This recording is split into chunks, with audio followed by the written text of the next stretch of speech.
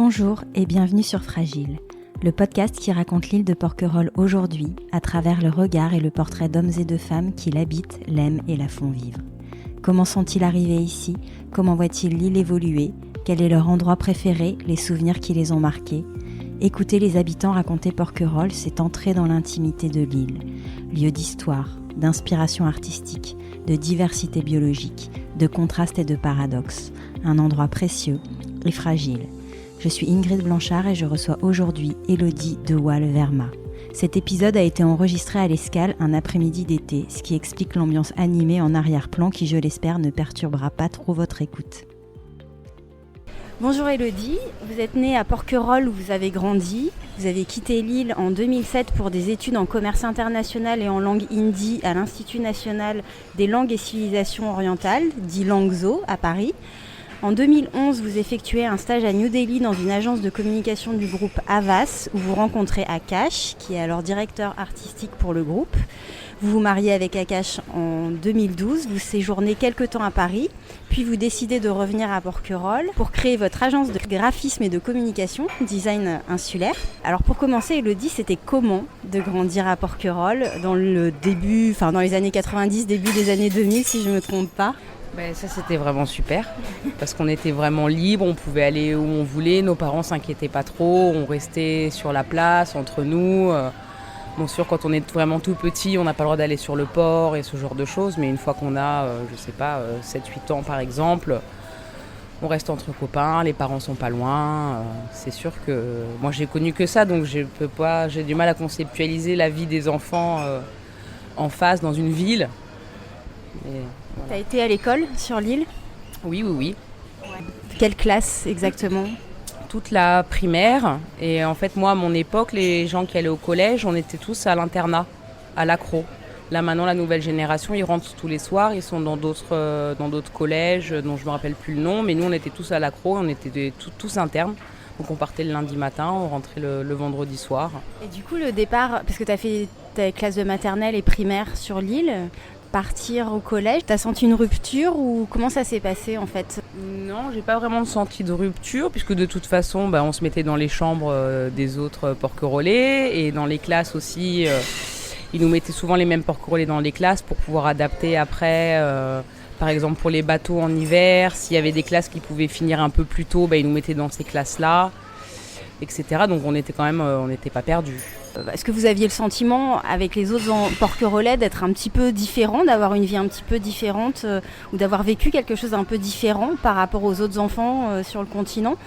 Nous, on n'avait pas vraiment ce sentiment-là, mais c'est vrai que c'est le sentiment que les autres enfants nous donnaient. On était des porquerolles, en plus on est des internes, donc le soir on dort au collège, donc pour les collégiens lambda, c'est déjà le fait de dormir dans le collège, déjà c'est un peu particulier. En plus d'être à Porquerolles, c'est doublement particulier, mais pour nous c'était normal. Mais les autres nous renvoyaient, c'est vrai, cette différence d'insulaire et d'interne, tout ça. Et vos parents étaient originaires de Porquerolles ? Non, pas du tout. Mon père était de la région parisienne et ma maman de la région lyonnaise. Ils sont venus sur l'île pour des vendanges. Ils ont travaillé pour le domaine de l'île au tout début et c'est ça qui leur a permis de rester sur l'île après.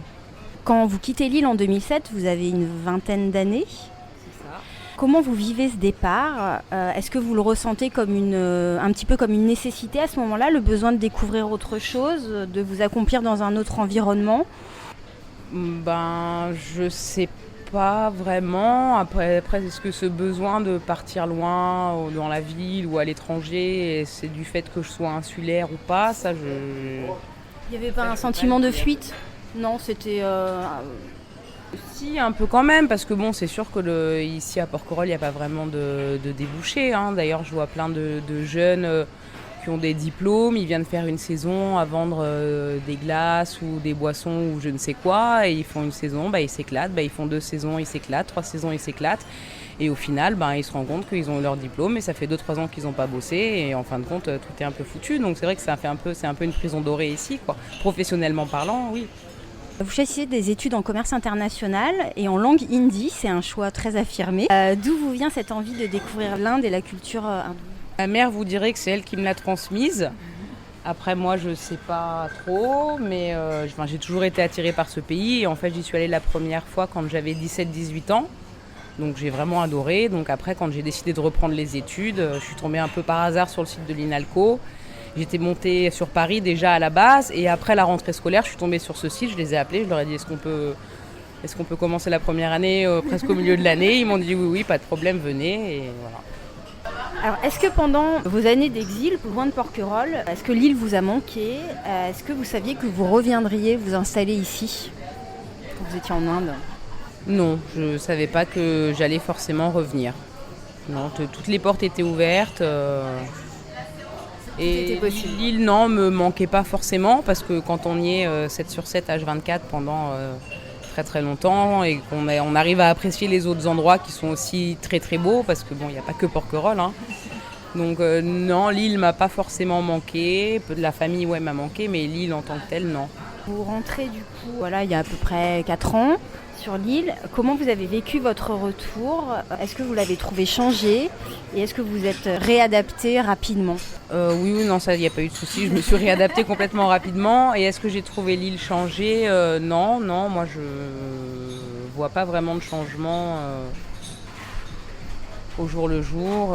Même d'année en année, je vois pas vraiment de changement. Parce que vous rentrez pour créer votre agence de design ou c'est une fois que vous êtes sur place que vous en à Porquerolles, oui, on est revenu pour créer l'agence. Après, en France, au début, on voulait travailler. D'accord. Et vous avez rencontré des difficultés quand vous avez créé l'agence? Il y a eu des étapes compliquées Oui, il y a eu des étapes compliquées, puis on est encore en train de se chercher. Qu'est-ce qu'on peut proposer, de quoi les entreprises ont besoin, etc. On est encore en train de construire tout ça. Oui, parce que c'est vrai que c'est une entreprise qui a 3 ans, 3-4 ans, c'est ça, oui, donc qui est toute jeune, donc c'est absolument normal. Jour, ouais. Par exemple, en ce moment, on est en train de revoir l'intégralité de notre site internet, qui était très bien à l'ouverture. Mais là, maintenant qu'on se refocalise sur certains domaines, on a certains types de clients, il faudrait qu'on revoie notre site internet, à mon avis, par exemple. Et l'île est une source d'inspiration pour vous. Alors c'est surtout Akash qui est à la création. Est-ce que l'île l'inspire? Alors j'imagine qu'il est venu aussi avec sa culture et ses inspirations personnelles. Oui. Est-ce qu'il arrive à faire un mélange de tout ça dans ses créations? Après, lui, il me dit pas souvent que ça l'inspire. Mais en tout cas, il trouve que il adore les couleurs, etc.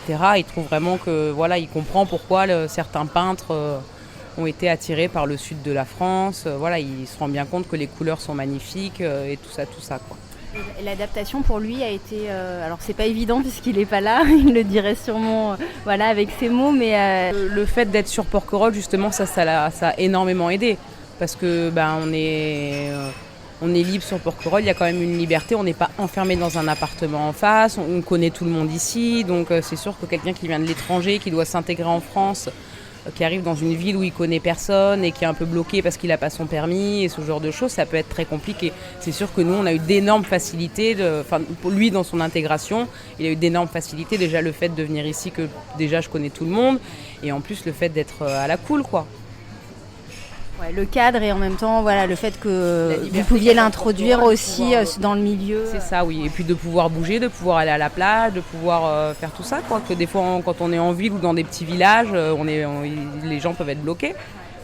Un jour sur l'île, pour vous, à quoi ça peut ressembler dans votre activité? Qui fait quoi? Qui sont vos clients? Voilà, une journée type même si elle se ressemble certainement. Là, en ce moment, une journée type, en pleine saison, là, je parle. La journée type, c'est on se réveille assez tôt le matin parce que l'après-midi, depuis cette année, je travaille avec mon père un petit peu dans sa boutique. En fin d'après-midi, genre 15h, 18h. Donc, pour moi, design insulaire, c'est que le matin. Donc, forcément, le matin, il faut être debout tôt. En plus, on a pris un stagiaire qui finit son stage dans une semaine. Ça faisait 1 mois et demi qu'il faisait son stage. Donc, pareil, il faut être un peu organisé, il faut être un petit peu au carré, il faut être à l'heure. Ça demande un peu de discipline, j'imagine, quand on est auto-entrepreneur. Ça, c'est sûr, oui, c'est tout à fait. On n'a pas vraiment de jours de congé là en ce moment. Enfin, maintenant, j'ai pris le rythme, je ne peux pas m'empêcher de travailler. Et du coup, parmi vos clients, il y a des gens de Lille, des gens du continent, de la presqu'île. Voilà, comment vous commencez à vous installer, à vous faire un petit peu une place Nos clients, c'est principalement des gens de Lille. Après, c'est sûr que quand on a des demandes venant d'en face, on y répond. Mais pour l'instant, on n'a pas vraiment eu besoin de démarcher en face. Il y a de quoi faire. De Porquerolles déjà à traiter correctement, de façon à ce qu'ils soient contents de notre travail, contents de notre service et qu'ils reviennent vers nous d'année en année. Vous proposez quel type de service J'ai compris qu'il y avait du design de site, de l'identité visuelle. C'est ça. Oui, là, justement, là on est au Pineapple Express, on leur a fait leur logo, pas une identité visuelle complète, mais toute leur devanture extérieure. On fait beaucoup de menus aussi, parce qu'il y a beaucoup de restos qui ont besoin de menus. Pas mal de sites internet, de flyers. Là pour Porquerolles, c'est principalement ça, site internet, menus, flyers. Ouais. Des petits objets parfois On a développé un peu on fait les marchés le dimanche. On a effectivement fait une petite famille d'objets, de souvenirs avec les designs que fait mon mari principalement. On vend des magnettes, des porte-clés, ce genre de choses un peu typiques. Et on aimerait bien développer encore plus et arriver à pourquoi pas prendre une bonne partie du marché de cette catégorie de souvenirs sur Porquerolles. Une activité bien diversifiée qui, j'imagine, à deux, même si vous avez un petit stagiaire actuellement, ça ne doit pas être forcément évident à mener. C'est sûr que c'est sûr. Et puis bon, les gens peuvent avoir besoin de quelque chose. Enfin, souvent d'ailleurs, ils ont besoin de choses assez rapidement. Comme par exemple, il y a 2 jours en arrière, quelqu'un m'a demandé d'un logo. Un logo qu'il avait déjà fait l'idée, il avait déjà la typographie, il avait déjà quelque chose pour assez rapidement. Je lui ai dit d'accord, mais tu dis pas du tout que c'est Design Insulaire qu'il a fait. Je te fais ce que tu me demandes, je te mets ta typo, ton machin, parce que toi, tu n'arrives pas à le faire. Mais c'est pas nous qui l'avons fait, c'est pas une création de Design Insulaire, ça faut que ce soit bien clair. Ouais. Donc quand vous acceptez des briefs, mais oui, pas forcément des intentions graphiques déjà réalisées. Voilà, on essaye de répondre principalement aux besoins des gens qui sont ici en termes de graphisme, etc. quoi. Et on essaie de s'adapter à leur budget aussi. Avec un désir toujours de créer quand même et de ne pas être un simple exécutant d'une envie. Ça, c'est plutôt le côté à cash. Moi, je m'occupe vraiment de la partie commerciale. Donc, pour moi, le but, c'est que ce soit fait le plus rapidement possible pour avoir le chèque le plus rapidement possible pour passer au client d'après. Mais à cash, il peut dire parfois, mais non.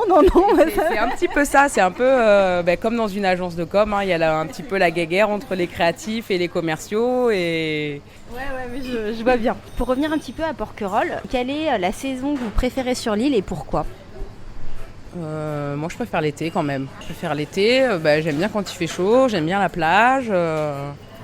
Et s'il y avait un endroit préféré sur l'île, ce serait lequel ? Après, ça dépend aussi de l'heure, quoi. J'adore tout simplement la courtade en fin de journée, quand nous on y va, au soleil couchant et qu'on voit tout le monde partir et qu'on est tout seul sur la plage. Voilà, donc je préfère la courtade en été, sauf que en fonction de l'heure par contre. C'est ça, après 18h, voilà, quand tout à fait. Tout à fait. Ouais. Et on parle souvent de Porquerolles authentique. Pour vous, ça signifie quoi, la Porquerolles authentique ? Moi, quand on me dit Porquerolles authentique, je pense forcément à la nature. C'est le côté authentique de la nature. Parce que sinon, il n'y a pas grand-chose d'authentique. Enfin, le cœur du village, ça reste quand même du business commercial, des restos, des hôtels. Il n'y a pas vraiment de côté authentique, j'ai l'impression, à ça, le mot authentique tel que Porquerolles pourrait l'impliquer. Quelque chose d'un peu immuable pour vous, la nature, elle bouge pas. Voilà, le côté authentique, c'est vraiment la nature. Si vous aviez un souvenir ou une anecdote marquante de votre vie à Porquerolles, est-ce qu'il y a quelque chose qui vous vient comme ça à l'esprit ? Un souvenir, même peut-être de jeunesse ou plus récent ?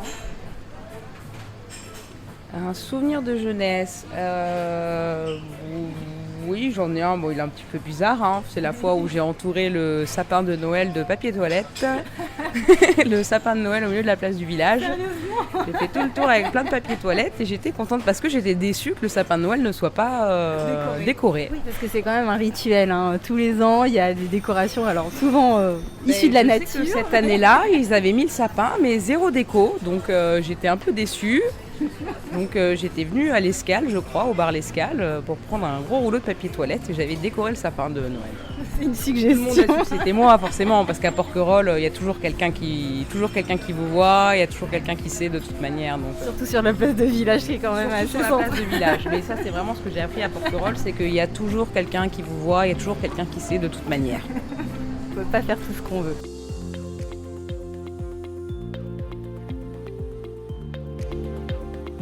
Sur la vie insulaire, alors on dit qu'elle fascine autant qu'elle peut effrayer. Qu'est-ce qui, selon vous, fait sa particularité? Aussi bien au niveau peut-être géographique que temporel ou vie en communauté. Qu'est-ce qui, pour vous, fait vraiment la particularité de la vie insulaire?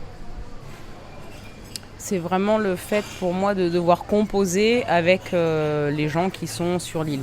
Parce qu'en fait, sur Porquerolles, on ne choisit pas nos amis, on fait avec les gens qui sont là. Donc moi, ma copine, c'était ma voisine. Et c'est un peu pour tout le monde comme ça. Donc on est obligé de composer avec les gens qui sont là.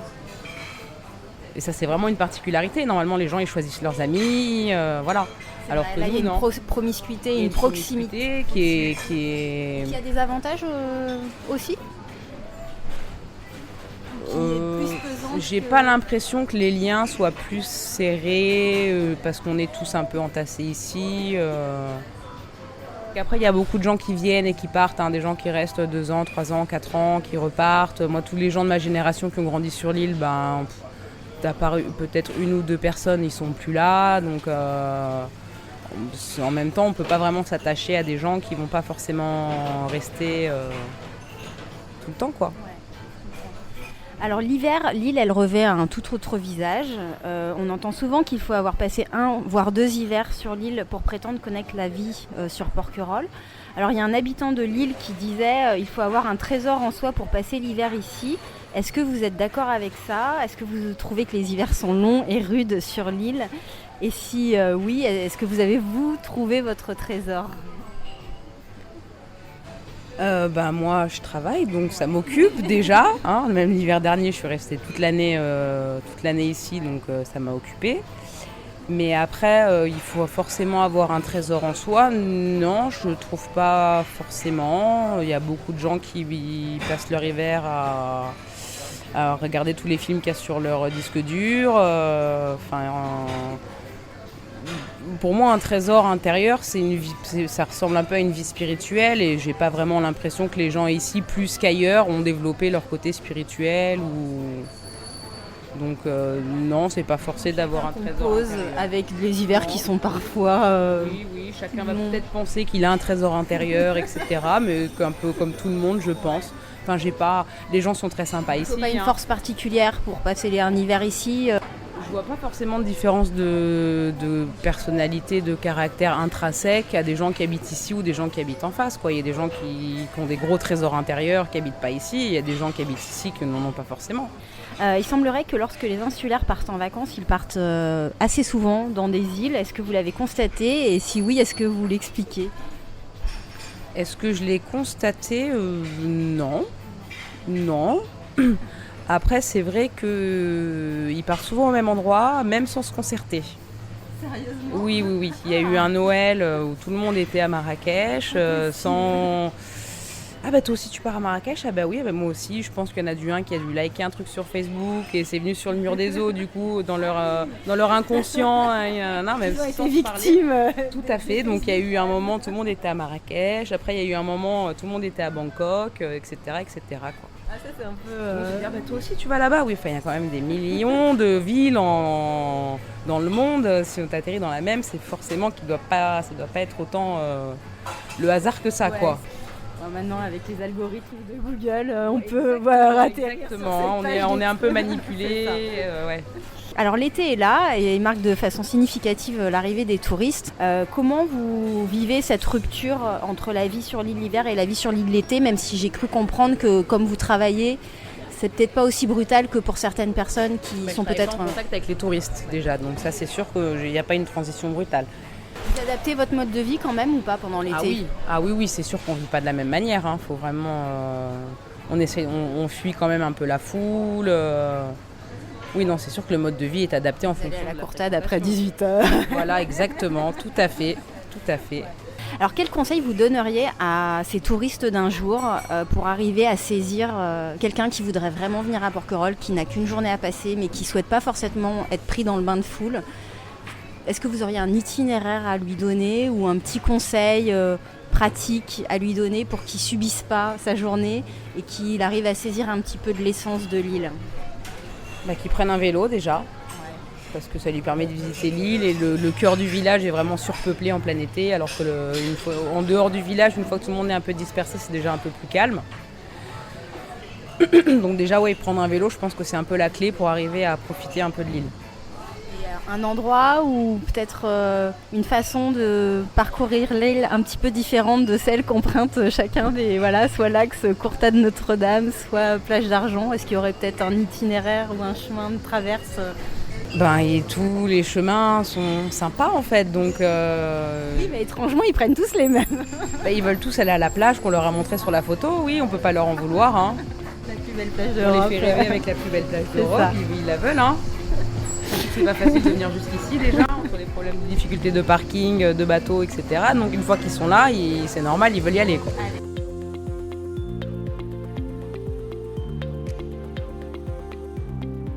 J'aimerais terminer sur des questions sur Porquerolles demain. Quels sont pour vous les grands enjeux de Porquerolles dans les années à venir? Pour moi, les grands enjeux aujourd'hui, c'est vraiment l'enjeu écologique. Il n'y a pas vraiment de particularité insulaire à prendre en compte. Il y en a forcément, mais que déjà les choses qui doivent être faites de manière générale soient faites, comme le tri des déchets, comme ramasser les déchets correctement, qu'il n'y en ait pas partout qui s'envolent, que ça finisse à la mer. Déjà, avant de penser à la particularité insulaire, qu'on gère déjà le basique, parce que ce n'est pas le cas. Donc ils tirent tous un peu des plans sur la comète, sur la particularité insulaire, alors que déjà la base, elle n'est pas mise en place. Les gens, on les prévient pas qu'il faut qu'ils fassent... Il y a eu il y a quelques années en arrière une campagne qui s'appelait Archipel exemplaire, où là effectivement il y avait vraiment une information au niveau des touristes sur les dangers qu'il pouvait y avoir de la nature à Porquerolles. On leur demandait de ramener leurs déchets en face. Des sacs qui avaient été distribués à tous les commerçants, des sacs en papier justement pour éviter le plastique, etc., etc. Donc ça c'était bien, sauf que ça a complètement disparu cette histoire d'archipel exemplaire et que... Pour vous ce serait bien que ce soit réengagé. Oui, les gens qui sont ici, ils ont tous un travail, ils ont un métier, ils sont très, très occupés tout l'été, quoi. Le cuisinier, toute la journée il cuisine, il n'a pas le temps de s'occuper à la gestion des déchets, à ce qui traîne sur les plages, à ceux qui fument dans les buissons en plein été. On a vraiment besoin d'aide de la mairie, à mon avis, pour gérer tout ça. Et là, c'est pas vraiment le cas. Vous entrevoyez des solutions qui pourraient être mises en place, justement, pour aider à préserver, à protéger, peut-être à sensibiliser aussi? Exactement, tout à fait. Il faut sensibiliser les gens. La charte qu'on va leur dire, il ne faut pas pêcher, il ne faut pas cueillir, il ne faut pas faire ci, il ne faut pas faire ça. Mais c'est pas ça. Pour moi, c'est pas vraiment ça le principal, quoi. Je pense qu'il y a un manque d'aide de la mairie sur la gestion des déchets. Moi, c'est vraiment mon problème principal. Quand je vois les poubelles qui débordent tous les soirs et que ça s'envole avec le vent et que c'est systématique, c'est tous les soirs, et c'était pareil l'année dernière, c'était pareil il y a 2 ans, c'était pareil il y a 3 ans, il y a un moment, ça commence vraiment à taper sur le système, quoi. Donc oui, il y a des problèmes de budget, des problèmes de... On s'en fiche complet. Allô, alerte rouge, bougez-vous, gérez les déchets.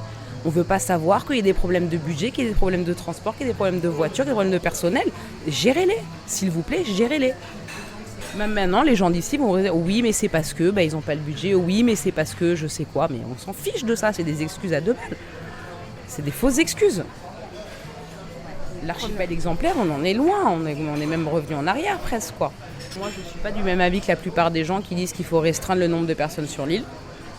Pour vous, ça, c'est pas une solution? Pour moi, c'est pas du tout une solution. Ce qu'il faut, c'est les gérer correctement, ces gens. Leur expliquer clairement. Par exemple, il faut mettre des amendes aux gens qui fument en dehors du village. Complètement. Même les gens qui fument dans le village, qui jettent leur mégot à terre, 135 €. C'est du bon sens. On jette pas son mégot par terre au cœur du village. On sait très bien que ça finit à la mer. Mais non, c'est normal. Ils le font devant la... Je critique pas du tout la police, il n'y a aucun problème. Mais juste, ils le font sous l'œil des policiers qui même pas... Comme pour eux, c'est pas quelque chose qu'ils doivent sanctionner, et du coup, tout le monde le fait. Alors que ça ne devrait pas, je suis désolée. J'ai mégot à terre, 135 € d'amende. Et là, ça va calmer tout le monde.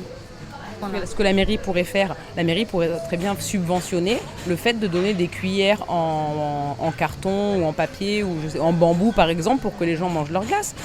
95%, c'est mon extrapolation, moi je sais pas, mais moi de mon point de vue, 95% des gens mangent une glace. Et une personne sur 2 va manger dans le pot avec sa cuillère en plastoc. Et 1 sur 10, elle va pas jeter sa cuillère dans la poubelle. Faites le calcul, c'est incroyable. Donc étant donné que les commerçants ne prennent pas leurs responsabilités, il faut que la mairie nous aide à ce que les gens prennent leurs responsabilités. Et comme ils faisaient pour nous donner des sacs en papier, archipel exemplaire pour éviter les sacs en plastique sur l'île, ils devraient aussi nous fournir des cuillères en bambou, entre autres, pour les glaces. Et heureusement qu'il y a les associations, l'association Les Amoureux de Porquerolles, je crois que c'est les Amoureux de Porquerolles qui ont fait installer des cendriers à la sortie du village pour prévenir que c'était interdit. Mais pourquoi ça n'a pas été fait avant ? Pourquoi il n'y a pas des limites où on dit aux gens où est-ce qu'ils ont le droit de fumer et de ne pas fumer ? Mais pourquoi ? C'est complètement aberrant. Il y a une zone fumeur, une zone non fumeur sur une île qui était comme Porquerolles. C'était pas indiqué. Et il a fallu compter sur les associations, les civils, pour que ça soit fait. Si vous aviez un conseil à donner, alors vous qui êtes jeune, qui vous êtes installé il n'y a pas très longtemps sur l'île, à des personnes qui souhaiteraient s'installer à Porquerolles à l'année, une jeune famille par exemple, qu'est-ce que vous conseilleriez ou de quoi vous les prémuniriez avant de venir, peut-être avec une image un peu idyllique de l'île, qui n'est pas forcément celle qu'on peut expérimenter quand on vit ici toute l'année. Je n'en ai aucune idée, je ne sais pas quoi vous répondre là-dessus. Peut-être essayer de passer un hiver déjà avant. Oui, voilà, tout à fait. Oui, non, ça c'est sûr, oui. J'ai cru comprendre que c'était pas évident de se loger sur l'île. Oui, c'est pas évident de se loger sur l'île. Ouais. Nous maintenant, on habite à Gien d'ailleurs, ça fait 2 mois, parce que impossible de trouver un logement à un prix décent à Porquerolles. Du coup, moi, comme tous ceux de ma génération, mis à part 1 ou 2 qui habitent encore chez leurs parents, mais sinon tout le monde est parti. Il n'y a pas de logement ici. Il n'y a pas de logement et il n'y a pas vraiment de débouchés professionnels non plus. Les salaires restent quand même très bas à Porquerolles. Il y a vraiment une réalité économique derrière qui est assez difficile pour s'intégrer. Ça, c'est sûr. Pour vous, quelle est la définition du Porquerolais ? Pour moi, un Porquerolais, c'est quelqu'un qui habite à Porquerolles. C'est tout. Pourquoi est-ce que parce qu'on habite sur une île, on aurait une définition différente des autres ? Un Parisien, c'est quelqu'un qui habite à Paris, un Porquerolais, c'est quelqu'un qui habite à Porquerolles. Très bien, c'est le sens pratique qui parle. Je pense que vous voyez la question qu'il y a derrière, qui est un débat en fait. Ici, pour être Porquerolais, voilà, il y a certains qui... Je pense que c'est un faux débat, c'est du débat de clocher dont les gens aiment bien participer, voilà. Celui qui est là depuis plusieurs générations, il va dire pour embêter les autres qu'il faut être là depuis plusieurs générations. Le nouveau, il va dire que c'est pas nécessaire, ça n'a rien de méchant, ça n'a rien de... Et Porquerolais, celui qui habite à Porquerolles, je vois pas pourquoi on va chercher plus loin. Définition classique du dictionnaire. Voilà, point barre. En évoquant Porquerolles, on parle souvent d'écrins, de joyaux de la Méditerranée, de la perle des îles d'or, un peu à la façon d'un portrait chinois. Quel serait selon vous l'objet ou l'image la plus évocatrice de Porquerolles ? Alors là, je vous fais un petit peu entrer dans le registre de la créativité ou de l'imaginaire. Voilà, qu'est-ce qui symbolise pour vous le mieux Porquerolles ? Pour moi, ça reste quand même la plage. Après, plus particulièrement, je dirais entre la Courtade et Notre-Dame. Et plus vers la Courtade, là où la roche est bien rouge. Enfin, moi, quand j'ai des flashs un peu de Porquerolles, c'est vraiment là que... C'est vraiment ça que je vois, quoi. Vous êtes loin un peu et rouge. Pensez à l'île, c'est oui, voilà. ça qui ressort. Ouais, c'est une belle image. La mer, forcément, faut aimer la mer pour habiter ici. Merci beaucoup, Élodie. Merci à Élodie pour sa parole directe et spontanée. Pour retrouver toutes les notes de l'épisode, rendez-vous sur fragileporquerolles.com. Si ce n'est pas déjà fait, vous pouvez toujours vous abonner au podcast Fragile sur Apple Podcast, Google Podcast ou toute autre plateforme d'écoute. Cela vous permettra d'être notifié des nouveaux épisodes tous les 15 jours. Et si cet épisode vous a plu, surtout, n'hésitez pas à en parler autour de vous.